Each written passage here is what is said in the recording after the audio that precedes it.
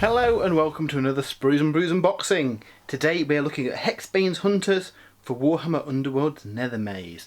So this is the latest warband for Warhammer Underworld, and yeah, they've got very much the witch hunter vibe that we saw from the Van Denst miniatures that came out for Age of Sigmar. So yeah, really excited to have a look at this one because I really love that aesthetic, and hopefully this is a bit of a hint to what the kind of Dawnbringer Crusades might look like when we eventually get them released. So yeah, first of all, massive thanks to Games Workshop who sent us a free review copy a little ahead of time to share with you guys. In the video we'll be doing a bit of an unboxing, have a look at the miniatures, we'll go through the cards, see how the warband plays, and then towards the end of the video I'll have a look at the finished painted models as well. I'll have them done for the video and see what they look like in the flesh. But yeah, these guys look really cool. This season of Underworld has been a quicker one than usual. I don't think we're too far off the second kind of like core box of this season. So we've only really had the starter box, the Undead Warband and the Pirate Ogre, I want to say.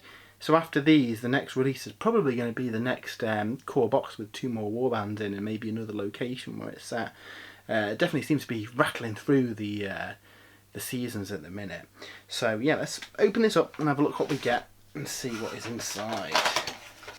So first of all, until we get the frames, just move those out for one way. We'll have a look at else what's in there.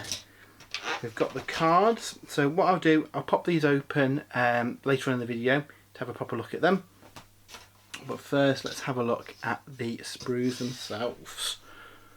So first of all, yes, they've got not just one dog, but 2 dogs in the warband, which is really cool. Yeah, I'm really looking forward to painting these up. I'll probably have to paint them to match my Van Densts, because when we do get the eventual Dawnbringer Crusades, I'm fairly certain they'll be a part of it, as will this warband. And yeah, you can't go wrong with Witch Hunters. The big guy with the axe I quite like. He reminds me of the fella from Hot Fuzz. The guy's like, yarp. Yeah, they look really cool. So yeah, all of the Warhammer Underworld kits are easy build as well. So they don't need any glue, they just push together to the point where if you use glue, sometimes it can make the joints a little bit harder because these have been like engineered to fit exactly, and the few kind of millimeters from the glue can make some of the fits fit poorer than if you just push them together. So I tend to build all my Underworld models just push fit. Maybe a little bit of glue on the base if I need it, or a few loose components, but on the whole they hold and they look absolutely fine. Run a mould line remover down any gaps that you've got, and that should fill in with plastic shavings as well. Like I say, we'll look at these towards the end of the video and see what they look like. But before we do that, let's have a look at all the cards. So here's a look at the warband themselves. So first of all, we've got Haskell Hexbane. He's the leader of the warband. Movement 3 HP. His pistols look pretty good with a range of 3 dice, 1 damage, and Grievous. He inspires whenever he takes an enemy out of action as well. The unique reaction, Price of Victory, uses after a friendly hunter is dealt damage that would take them out of action after the out of action check. Give the fighter 1 upgrade from your hand, or remove 1 charge or 1 move token from this fighter. Do not spend any glory points. So you can really use the rest of his warband as sacrificial lambs to get him either upgraded or do some more actions. When he inspires, his pistols go up to damage 2, and he can use his brand as well with 2 dice damage 2. So yeah, pretty cool. They've got Amos Duncarrow, who's the big chap. Again, pretty cool stats. His great axe is pretty nice as well. He inspires when an attack action targets Hexbane as well. He's got a reaction, Price of Victory, so same as Hexbane, and then Reassuring Presence if the fighter is within 2 hexes of another friendly hunter and that hunter is the target of an attack action, the fighter is a supporting fighter. So that's pretty cool. As long as he's near your guys, you always count as supported when you're being attacked. So that's cool. When he inspires, he gets an extra dice on his great axe too. So yeah, pretty cool. We've got Bridget Axwold, who's the kind of like pistolier woman. Again, she looks pretty cool. I like her pistols. She's got a really cool reaction. Volley. The first time this attack action is made each round, if the target is adjacent to the fighter, pick one, +1 dice, or +2 damage to the attack action. So pistols with 3 damage could be really, really brutal at range 3, so really like that. Again, she's got the price of victory reaction as well that Hexbane's got. When she inspires, she goes up to 3 dice on her pistols as well, so combined with the extra 2 damage you can do, yeah, that's really, really cool. Taking out fighters with those pistols will be ace. We've then got Quiet Pock the Hunter. This is kind of like the dog handler, and has a crossbow too. Crossbow grenade launcher thing. Pretty good, range 3, 2 dice, 2 damage, knockback 1. But it has to reload, so it can only do the attack action once per phase. So that's pretty good. Again, it's got the price of victory reaction, and inspires when Rat Spike or Grapbite is taken out of action. And in the inspired form, I think we get extra dice on the crossbow launcher as well. So Grapbite is the first of the dogs. The fighter cannot be a hunter. The fighter has no bounty unless a friendly Rat Spike is out of action.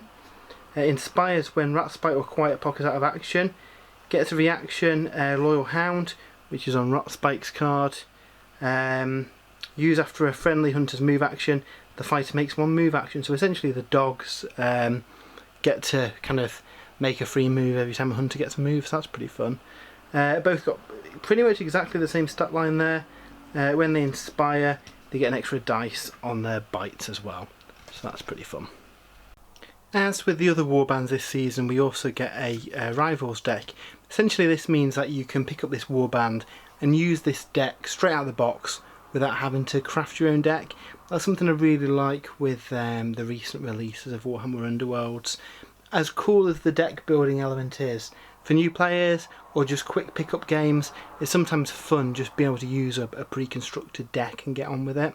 So what we'll do is have a quick flick through here just to kind of show you the cards that we've got in here. What we will be doing in the week is having a post up on the website as well, where I go in a bit more kind of detail into any particular cool cards that the warband has got. Anything that that looks quite fun. There's a couple of cool upgrade cards in here that I really, really like. I think it's coming up soon. There's like a pistol that can be fired as a reaction whenever an enemy fighter moves, which I think is really, really fun. Horseshoe's pretty cool. Artwork on these cards too. I think they're really nice. So yeah, just a quick look at these. Here's the retractable pistol. So this is really cool. It can be used as a reaction after an enemy fighter's move action. Range of 4, 3 dice, 1 damage. I think that's pretty cool. So yeah, fun. Some fun upgrades, and then we get some unique objectives for the warband as well. Again, these look pretty cool. Now they're not particularly high scoring, and a lot of them are kind of dual ones that have multiple conditions to score. But again, the simplicity of this deck is just being able to use it straight out of the box. So if you're new to the game, or if you just want to have a quick game, I really like these decks for that. Warhammer Community will normally have a full breakdown of all the cards as well up on the site, so by the time this video goes out you can probably see all these cards on there. For just don't want to go too much into what they do in here, but just want to give you the chance to have a look at them. So that is the Rivals deck. In addition to the Rivals deck, again, as with other Warhammer Underworlds products, you also get a pack of additional cards. These can be used with any warband in order to create your own deck as well. You know, using the kind of normal deck building mechanics. So again, we'll have a quick look at what is included in here.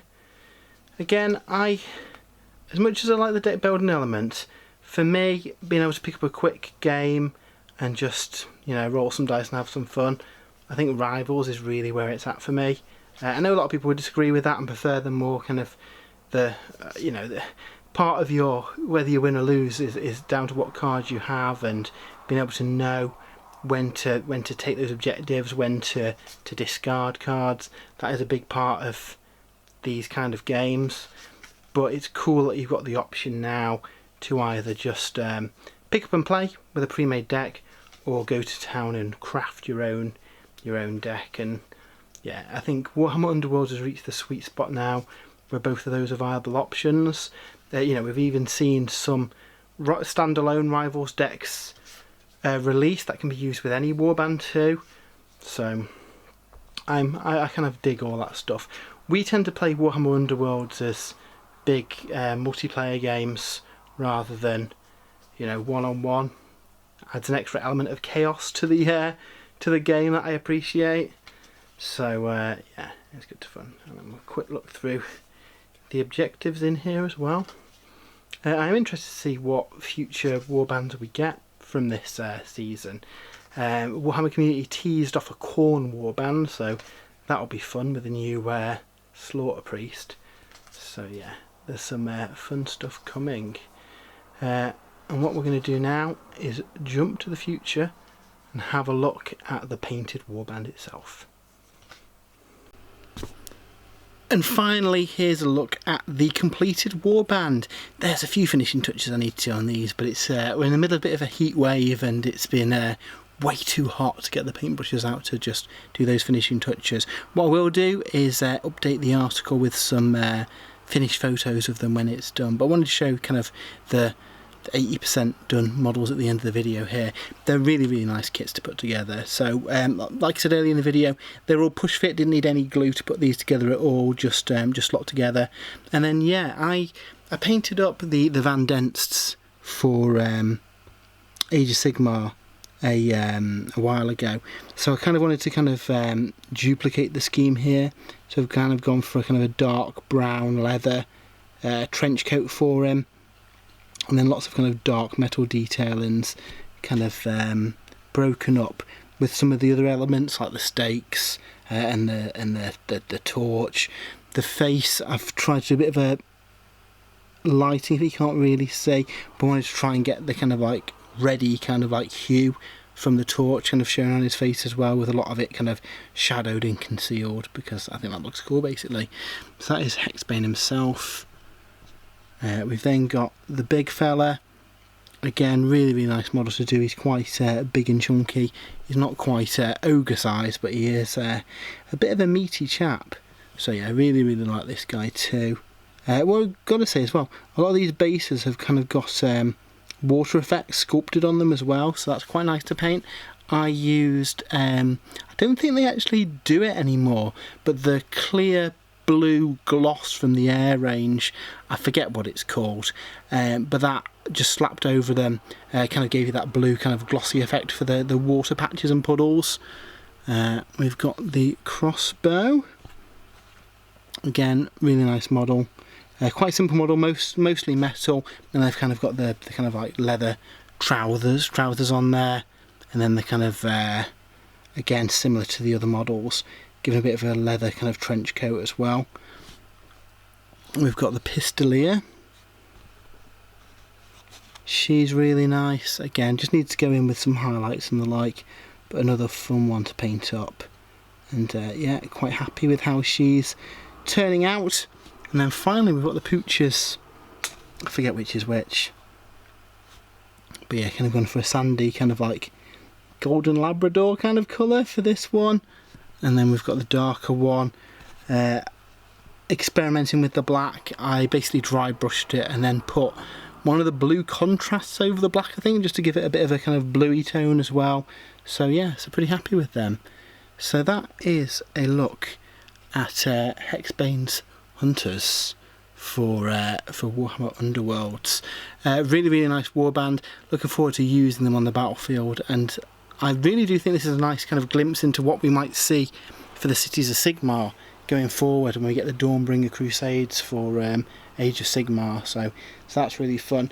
Warhammer Underworld's been an awesome kind of opportunity for Games Workshop to put out some more kind of unusual and out there forces that don't maybe slot into the main kind of Age of Sigmar game completely. I'm hoping over the next season, which I think we'll probably see revealed fairly soon, that we get some more core warbands to add to the collection too. But yeah, that was a quick look at the new warband. Hope you enjoyed the video. If you have, why not give us a follow. We also have a website, spruesandbrews.com, where I have images of all these, a full write-up, and yeah, all the goodies. There's also a lot of other pre-orders up for pre-order today, including the Shooty Leviathan and the Sakaran for the Horus Heresy, alongside the Liber Mechanicum book.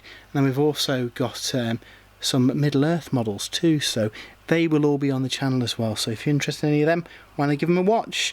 Again, massive thanks to Games Workshop for sending us this early to have a look at, and yeah, it's been really fun to paint them up. So until next time, have a great weekend, and we'll see you soon.